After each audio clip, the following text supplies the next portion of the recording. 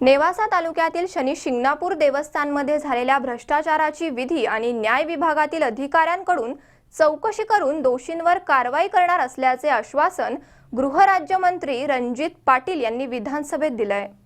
नेवासा तालुक्यातील शनी शिंगणापूर देवस्थानमधील गैरव्यवहाराची विधी आणि न्याय विभागातील अधिकाऱ्यांकडून चौकशी करून दोषींवर कठोर कारवाई करणार असल्याचे आश्वासन गृहराज्यमंत्री रणजित पाटील यांनी विधानसभेत दिले। आमदार बाळासाहेब मुरकुटे आणि आमदार शिवाजी कर्डिले यांनी तारांकित प्रश्न मांडला। सदरचा लक्षवेधी प्रश्न विधानमंडळाच्या कामकाजात शनिवारी मांडण्यात आला। यावर गृहराज्यमंत्र्यांनी त्वरित उत्तरे दिली। या प्रकरणावरील चर्चेत आमदार संजय कुटे, सुभाष साबणे, शरद सोनवणे, जयप्रकाश मुंदडा यांनीही अनेक प्रश्न विचारले। जय हरी।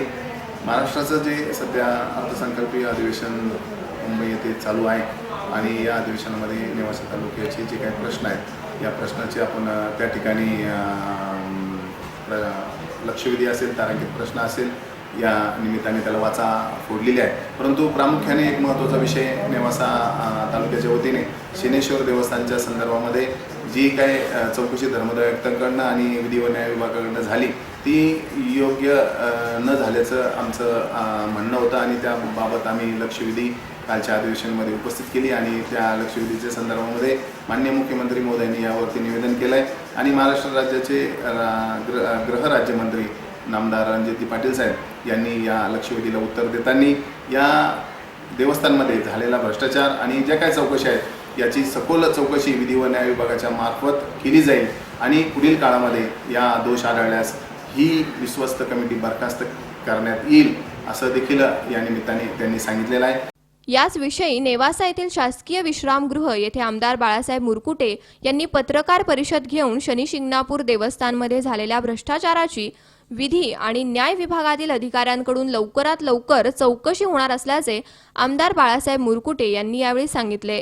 दुष्काळ निधी नगर जिल्ह्याला न मिळाल्याबाबत देखील पालकमंत्री आणि आम्ही सर्व आमदार शिवाजीराव कर्डिले साहेब आणि आमदार मोनिकाताई, आमदार स्नेहलताताई कोले आम्ही सर्वजण मुख्यमंत्री महोदयांना आणि महसूल मंत्री चंद्रकांत दादांना भेटून हा दुष्काळ निधी आम्हाला मिळावा यासाठी आमचे प्रयत्न चालू आहेत। या व्यतिरिक्त नेवासा तालुक्यात पाथरवाले येथे इरिगेशनच्या पाण्याच्या आवर्तनातनं शेतकऱ्यांवरती झालेला लाठी हल्ला आणि त्यांना मारहाण याबाबत देखील आम्ही मुख्यमंत्री महोदयांना आणि गृहराज्यमंत्री केसरकर साहेब यांना निवेदन दिले आहे आणि त्या पोलिसांवरती कारवाई या निमित्ताने झाली पाहिजे असं देखील चौकशी करून त्याबाबत त्यांना बडतर्फ करण्यात यावं ही मागणी केलेली आहे। आणि इरिगेशनच्या संदर्भामध्ये पाटबंधारे विभागात ज्या अधिकाऱ्यांनी हलगर्जीपणा केला, चुकारपणा केला यांच्यावरती देखील कारवाई व्हावी यासाठी राज्याचे जलसंपदा मंत्री नामदार गिरीश भाऊ महाजन यांना देखील निवेदन देऊन या संबंधित सर्व प्रकाराची चौकशी करून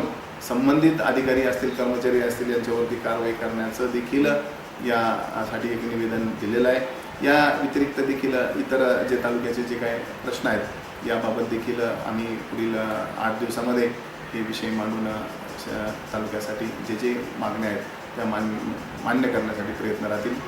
नगर जिल्ह्याला दुष्काळ निधी मिळावा म्हणून माननीय मुख्यमंत्री देवेंद्र फडणवीस आणि महसूल मंत्री चंद्रकांत पाटील यांना निवेदन देण्यात आले।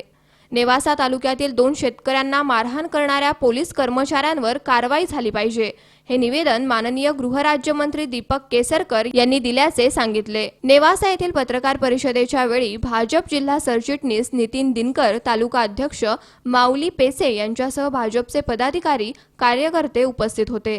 शंकर नाबदे, सी 24 तास, नेवासा।